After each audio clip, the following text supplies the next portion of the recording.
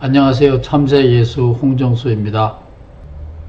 망설이고 망설이다가 드디어 기독교의 껍데기를 해부하는 14개의 강좌 시리즈의 첫 번째 강의를 여러분과 함께 나눕니다. 천국과 부활의 이야기인데요. 이 아름다운 포장지, 이 소중한 알기 쉬운 포장지가 없었으면 예수의 이야기가 살아남지 못했을지도 모릅니다. 그 멋진 껍데기, 바울에게는 부활이 사도증, 도장과 같은 것이었다. 그것이 오늘 이야기의 핵심입니다. 여러분은 평소에 신앙생활을 하시면서 부활에 대한 이야기를 얼마나 진지하게 생각해 보셨는지요? 그것이 과연 필요한 이야기일까요? 처음 기독교 공동체, 예수의 공동체, 큐복음 공동체, 도마복음 공동체에는 예수의 부활 이야기가 없이도 구약 성서에도 부활이 없습니다. 부활이 없이도 하나님을 믿는 신앙에, 예수님을 믿는 신앙에 조금도 문제가 될 것이 없었습니다. 따라서 부활 이야기가 누구에게 이게 잘못됐네요. 부활 이야기가 누구에게 왜 필요한가? 부활 이야기가 누구에게 왜 필요한가 생각해 보셔야 합니다. 제가 이런 질문을 하면 여러분들은 굉장히 의아하게 생각할 거예요. 부활이 실제로 일어났느냐 안 일어났느냐 뭐 그런 거는 시비거리가 되지만 부활이 누구에게 필요하느냐. 자, 우리가 교회에서 장례식에 참여했다고 가정을 합시다. 옛날에는 그런 말을 안 썼는데, 연결 예배 이런 말을 썼는데, 발인 예배 이런 말을 썼는데, 요즘은 천국 환송 예배라고 많이 하죠. 저를 결국은 미국으로 쫓겨나게 만든 장로 김영삼 장로님이 천국 환송 예배를 드렸네요. 마지막 순간에 2015년 11월 22일 고 김영삼 장로가 천국 가셨는가 봐요. 천국 이미 가셨으면 부활은 왜 필요하죠? 지저분한 육체가 되살아나야 될 이유는 없습니다. 우리가 이미 천국에 들어갔다면 하나님을 만나서, 가족들을 만나서 즐겁게 놀 텐데 더러운 육체, 누더기가 왜 또 필요하겠습니까? 이 합동측 장로교만이 아니죠. 어떤 그리스도 교회, 한국에서는 그리스도 교회는 굉장히 신약 성서에 충실하려고 하는 보수 중에서도 보수 교단인데, 그리스도 교회의 총회에서도 어떤 목사님을 천국 환송 예배라 그래서 천국으로 보내버렸어요.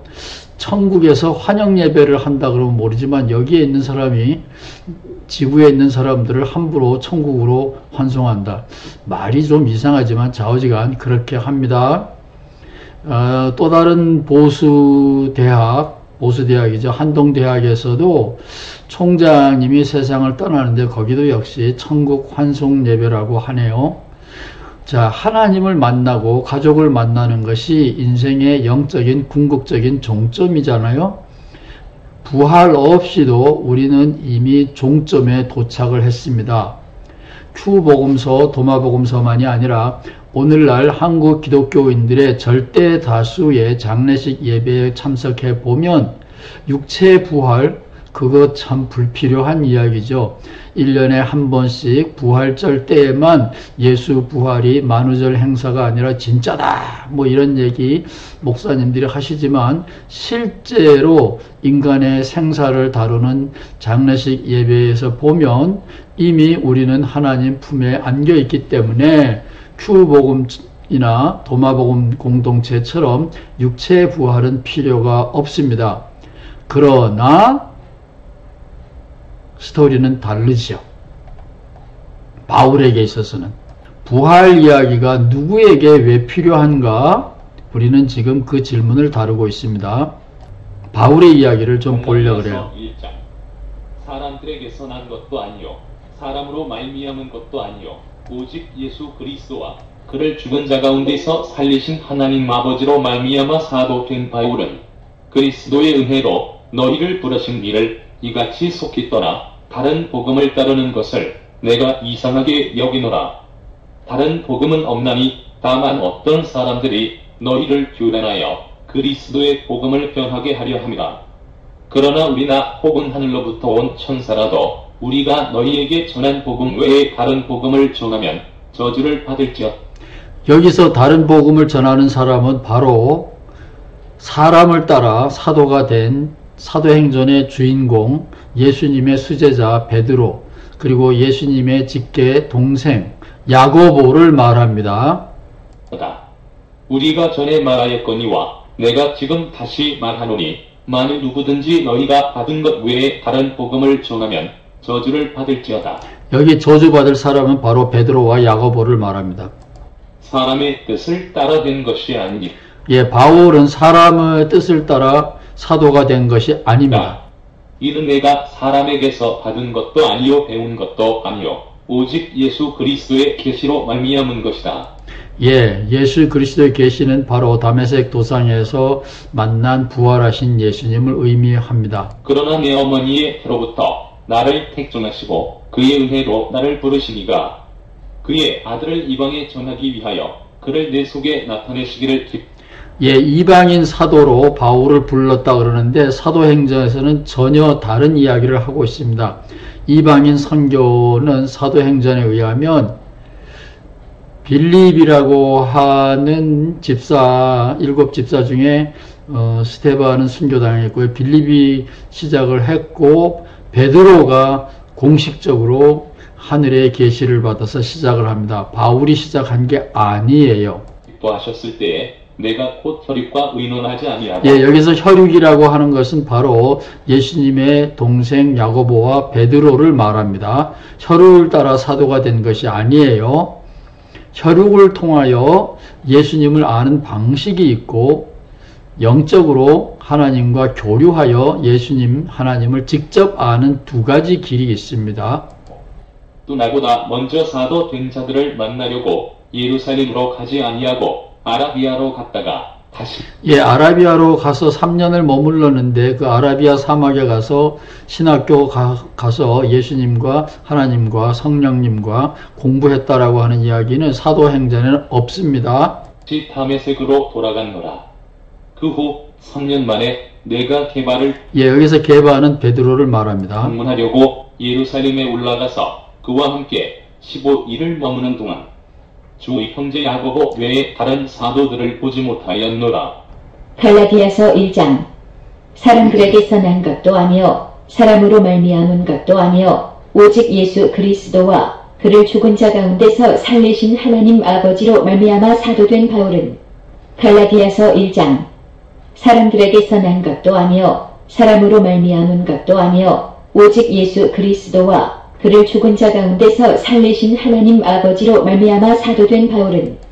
예, 사도가 되는 길은 두 가지입니다. 베드로나 야고보처럼 사람의 길을 통하여 예수님을 직접 만나고 혈육을 통하여 예수님을 직접 만나는 그런 길이 있는가 하면 반면에 하늘의 계시에 의해서 성령에 의해서 하나님과 직접 교류하여 사도가 되는 영적인 길, 바울의 길이 있다는 겁니다. 사람의 뜻을 따라 된 것이 아니라 이는 내가 사람에게서 받은 것도 아니요. 예, 바울은 인정을 합니다. 사람에게서 사도로 받은 게 아니에요. 그러니까 가짜지요. 아닌가요? 하나님께로부터 받았으니까 진짜인가요?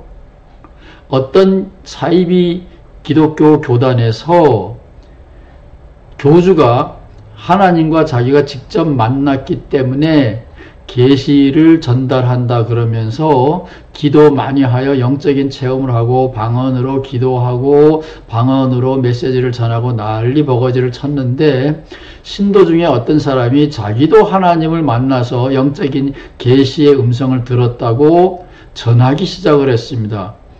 그 사이비, 소위 사이비라 그러죠. 그 사람들에게는 사이비가 아닙니다. 그 작은 교단의 교주가 그 다음에 어떻게 하는지 아세요? 야, 이제부터 내가 하늘문을 닫았어.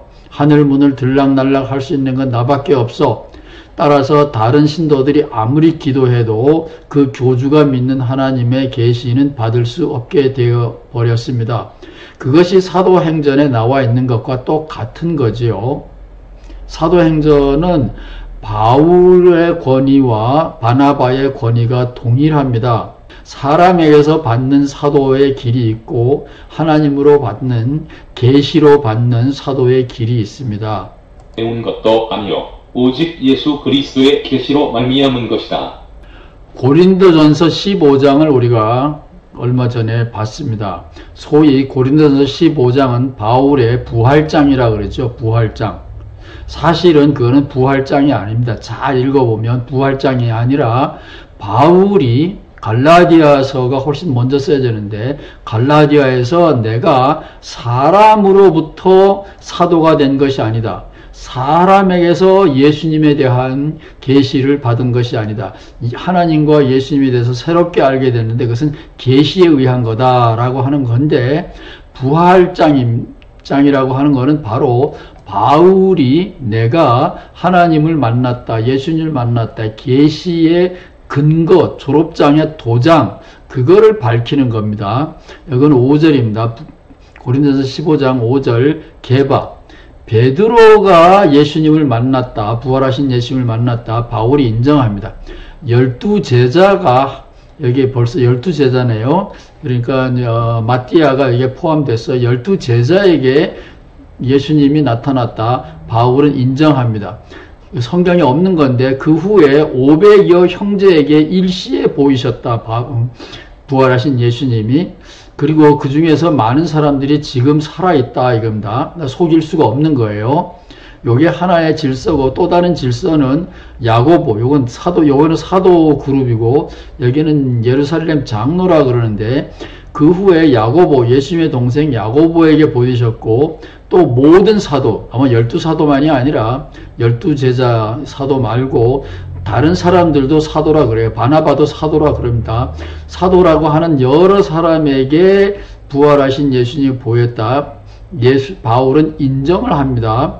그 그룹, A그룹, B그룹, A그룹은 직계, B그룹은 다른 이유로 예수님을 만난 조금 그 2급이라 그럴까요? 2급 제자 그룹이라 그럴까요? 이거는 예수님이 살아서 직접 선택하신 거고요. 이게 2급 예수님의 제자 그룹에 자기가 속해 있는데 나에게도 보이셨다. 핵심은 베드로나 야고보가 경험한 예수 하나님과 내가 경험한 예수 하나님 경험이 동등하다, 동질적이다. 자칭 사도인 바울이 사도행전 신학을 뒤엎는 거예요. 사도행전은 바울이 사도라는 걸 인정하지만 바울이나 바나바나 다 동등한 사도라고 바울의 사도의 특권을 인정하지 않습니다. 자, 사도행전은 사도가 뭐 하는 사람들이냐? 세례 요한 때부터 예수님의 승천, 부활해서 40일 후에 예수님이 승천했어요. 이 예수님 기간에 자기들과 함께 다니던 사람 중에 항상 우리와 함께 다니던 사람과 베드로, 바울은 아니다 이 말이죠. 중에서 예수님의 부활하심을 증거할 사람, 바울은 여기에는 해당됩니다. 예수님과 함께 있지는 않았지만 예수님의 부활을 증거할 사람이라는 것은 사도행전의 저자 누가도 인정을 합니다. 누가복음이 아니라 사도행전은. 그러나 이 사도의 특권적인 책임은 여기에 해당하는 겁니다. 베드로는 해당이 되지만 바울이나 바나바는 급수가 좀 다른 거예요. 2급 전교사 자격과 마찬가지입니다.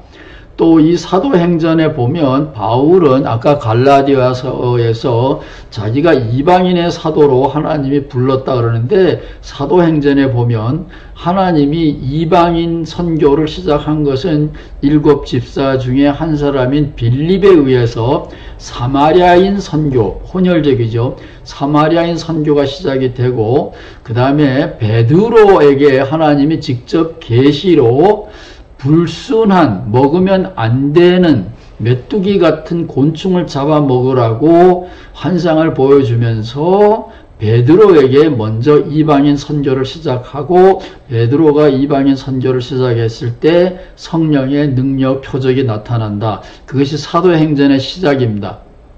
그런데 우리가 조금 전에 본 갈라디아서에서는 바울이 이 베드로 일당을 보고 가짜라고 논박을 하고 있는 것을 갈라디아에서 봤습니다.